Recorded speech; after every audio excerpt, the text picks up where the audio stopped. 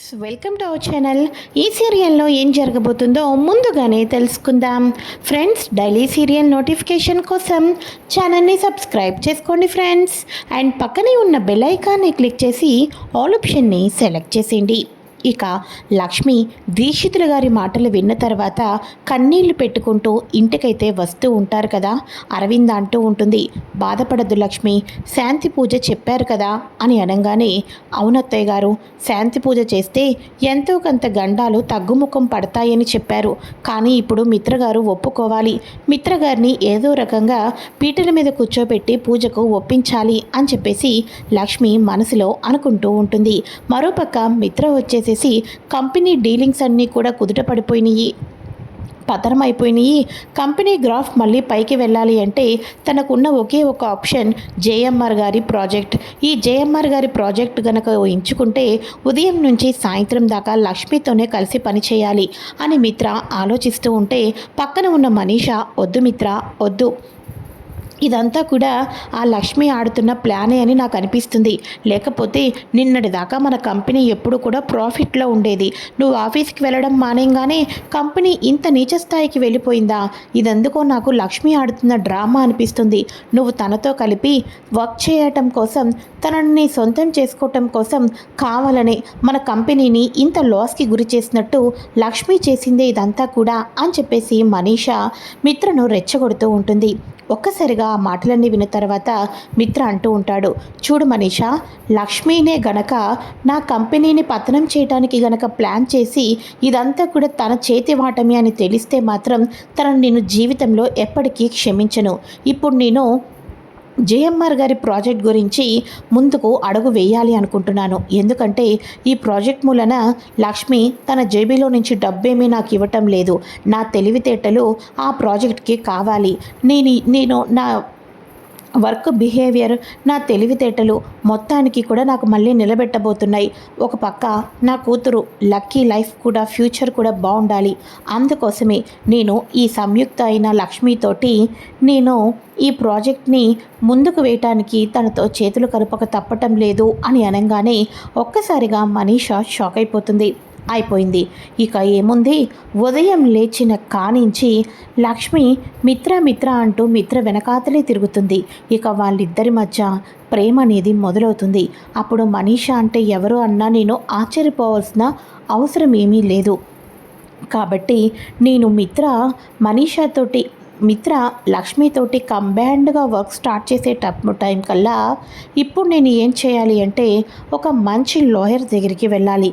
Lawyer దగ్గరికి వెళ్ళి లక్ష్మి చేత ఏ రకంగా అయినా సరే, బలవంతంగా అయినా సరే, లేకపోతే మభ్యపెట్టి సంతకం అని అబద్ధం చెప్పైనా సరే డైవర్స్ పేపర్స్ మీద సంతకాన్ని చేయించాలి. మిత్రతో కూడా సంతకం చేయించేస్తాను కాబట్టి మిత్ర అప్పుడు నా సొంతమైపోతాడు. ఏ గుడిలోనో ఏ బడిలోనో మూడు ముళ్ళు వేయించేసుకుంటే లక్ష్మి ఇక నా కాళ్ళ కింద పడుంటుంది అని చెప్పేసి ముందు నేను లక్ష్మి సంతకాన్ని విడాకుల పేపర్ మీద పెట్టించాల్సిందే అని మనీషా ఈ రకంగా ఆలోచిస్తూ ఉంటుంది. అయితే ఇక ఇదిలా ఉండగా లక్ష్మి ఇంటికి వచ్చేసిన తర్వాత కన్నీళ్లు పెట్టుకుంటూ ఉంటుంది కదా. అదే సమయంలో మిత్ర కూడా వస్తాడు కదా. ఒక పక్క మిత్ర వచ్చేసేసి నేను డీల్కి ఓకే అని చెప్పాలి అని నిర్ణయం తీసుకున్నాను అని అనగానే అప్పుడు లక్ష్మి కూడా, ఆనందం మిత్ర గారు, చాలా సంతోషం. కాకపోతే నేను మిమ్మల్ని ఒకటి రిక్వెస్ట్ చేస్తున్నాను అని అనగానే, ఏంటది అని చెప్పేసి అనగానే అప్పుడు అరవింద, దీక్షితులు గారు, జున్నుకి గండాలు వస్తున్నాయని చెప్పారా? నీ గండాలు వంశపారంపర్యంగా జున్నుకు వచ్చాయంట. వాడి యొక్క గండాలు తొలగిపోవాలి అంటే, ఎంతో కొంత గండాలు శాంతించాలి అంటే దీక్షితులు గారు చెప్పిన ముహూర్తానికి గుడిలో మీరిద్దరూ జున్నుని పక్కన పెట్టుకొని పూజలు చేయించాలి అని చెప్పారు. ఆ పూజ కూడా ఎన్ని గంటలు ఉండదురా, కేవలం 1 గంటన్నర మాత్రమే హోమం. ఆ తర్వాత నువ్వుల నూనెలో జున్ను ముఖాన్ని నువ్వు చూడాలి. తండ్రిగా దగ్గరుండి నువ్వే ఈ పూజలన్నీ జరిపించాలి.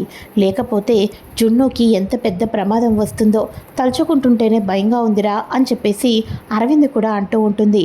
ఏం మాట్లాడుతున్నావమ్మా, జున్ను తండ్రిగా నేను ఎందుకు కూర్చుంటాను అని చెప్పేసి అనగానే అప్పుడు లక్ష్మి అంటూ ఉంటుంది, మిత్ర గారు మీకు పుణ్యం ఉంటుంది, మీకు చేతులెత్తి నమస్కరిస్తాను అని చెప్పేసేసి మీ చేతుల్లోనే జున్ను ప్రాణం అనేది ఆధారపడి ఉంది అని లక్ష్మి కూడా చెప్తూ ఉంటుంది. అయితే ఇక అరవింద, చూడు మిత్ర, నీకు వేరే వేరే నమ్మకాలయ్యే ఉండవచ్చు, కానీ ఈ గండాల ద్వారా ఎంతో కొంత వాడికి గండాలు తొలగిపోతాయి తండ్రి చేసే పూజ ద్వారా అని అన్నప్పుడు నీ చేతుల మీదకు ఒక మంచి అవుతుంది. అయినా ఎవరి గురించిరా? లక్ష్మి పెళ్ళైన కానించి తన ప్రాణాన్ని పణంగా పెట్టి నిన్ను కాపాడుతూనే వచ్చింది. ఇంకా దానికి అనేది దేవుడు ఆనందాన్ని సంతోషాన్ని ఇవ్వలేదు. ఇప్పుడు వచ్చేసేసి కొడుకుతోటి ఇబ్బందులు, నువ్వు ఏం చేస్తావో నాకు తెలీదు, పూజలో కూర్చొని తీరాల్సిందే అని అనగానే అప్పుడు మిత్ర అంటూ ఉంటాడు, నేను జున్ను తండ్రిగా పూజలో కూర్చోవటం లేదు, నేను పూజ చేస్తే జున్నుకి మంచి జరుగుతుంది అని అంటున్నారు కాబట్టి చేస్తున్నాను, నేను తండ్రిగా మాత్రం అస్సలు చేయటం లేదు అని మిత్ర అనుకుంటూ, సరే అయితే రేపు ఆ పూజకు అన్ని ఏర్పాట్లు చేసుకోండి అని చెప్పటంతో అమ్మయ్య అని లక్ష్మి ఊపిరి పీల్చుకుంటుంది. అయితే ఇక ఇదిలా ఉండగా ఈ విషయం మనీషా వాళ్ళకైతే తెలుస్తుంది కదా. మనీషా అంటూ ఉంటుంది, మిత్ర, నిన్ను ఎట్టి పరిస్థితుల్లోనూ అక్కడ కూర్చోపెట్టను మిత్ర, పీటల మీద కూర్చోపెట్టి నువ్వు జున్నుగాడికి పూజ చేయాల్సిన అవసరం ఏమీ లేదు.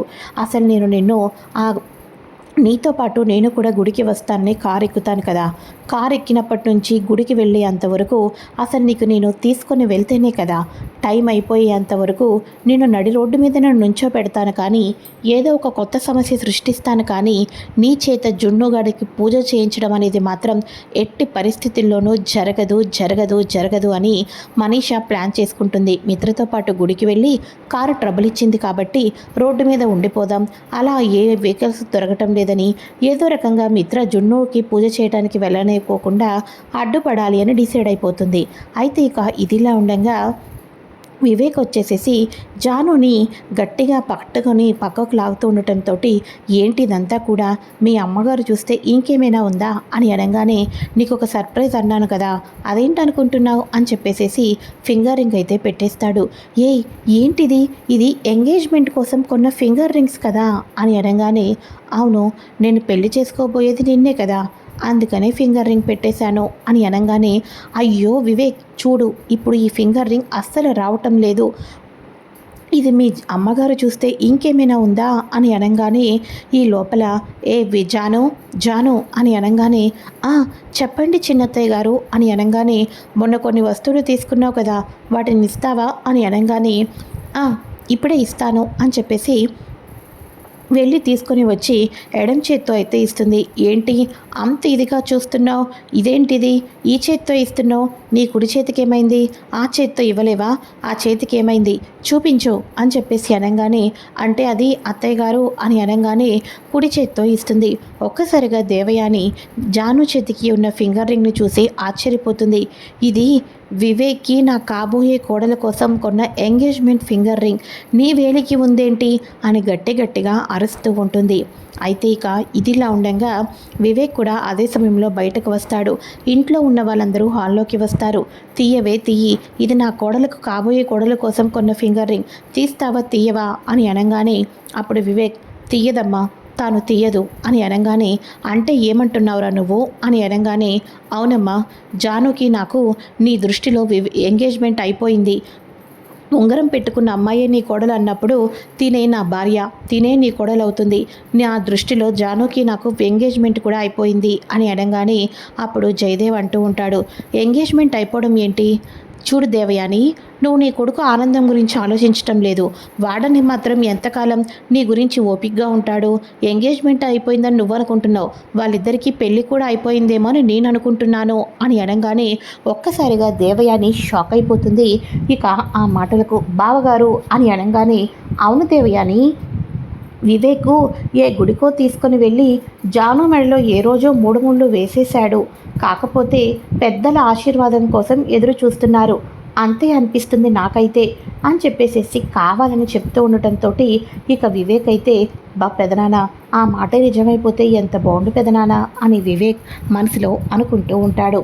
అయితే ఇక అప్పుడు మిత్ర అంటూ ఉంటాడు. ఏంట్రా వివేక్, పెళ్ళైపోయింది అంటే నెక్స్ట్ పిల్లలనేనా, లక్కీకి ఒక పాపనో బాబునో కూడా ఇచ్చేస్తారా ఏంటి అని అనగానే, స్టాప్ ఇట్, ఇది నా కొడుకు జీవితం గురించి సంబంధించిన విషయం, మీ అందరికీ జోక్గా కనిపిస్తుందా అని అనగానే, నీ కొడుకు విషయంలో మేము అందరం సీరియస్గానే ఉన్నాం, కానీ నువ్వు మాత్రమే చాలా నెగ్లెక్ట్గా ఉన్నావు, కాబట్టే వాడు ఎంగేజ్మెంట్ కూడా చేసేసుకున్నాడు, పెళ్ళి కూడా చేసుకుంటాడు, నువ్వేమైనా చేయగలవా, ఏమైనా చేయగలవా అని చెప్పేసి అరవిందాల జయదేవ్ కూడా దేవయానిని అడుగుతూ ఉంటారు. ఆ ఉంగరం రాదు, ఇక నీ కొడలు తినే, ఒప్పుకో అరవింద, అరవింద్ కూడా ఒప్పుకో దేవయాని అని అంటూ ఉంటే, ఛీ, ఈ ఉంగరం కాకపోతే ఇంకో ఉంగరం చేపిస్తాను అని చెప్పేసి దేవయాని వెళ్ళిపోతుంది. ఆ తర్వాత రోజు జున్నోకి లక్కీకి స్కూల్కి వెళ్ళకోకుండా అందరూ కూడా కలిసి గుడికైతే వెళ్తారు. మరి మనీషా మిత్రని వెళ్ళనివ్వకోకుండా ఏ రకంగా అడ్డుపడుతుంది. చివరాఖరకు మిత్ర జున్నో కోసం పూజలో ఏ రకంగా కూర్చోబోతున్నాడో లేటెస్ట్ ఇన్ఫర్మేషన్ అంతా కూడా ముందుగా తెలుసుకోవాలి అనుకుంటే ఫ్రెండ్స్ తప్పకుండా ఛానల్ని సబ్స్క్రైబ్ చేసుకొని పక్కనే ఉన్న బెల్ ఐకాన్ని క్లిక్ చేసి ఆల్ ఆప్షన్ని సెలెక్ట్ చేసేయండి. థ్యాంక్స్.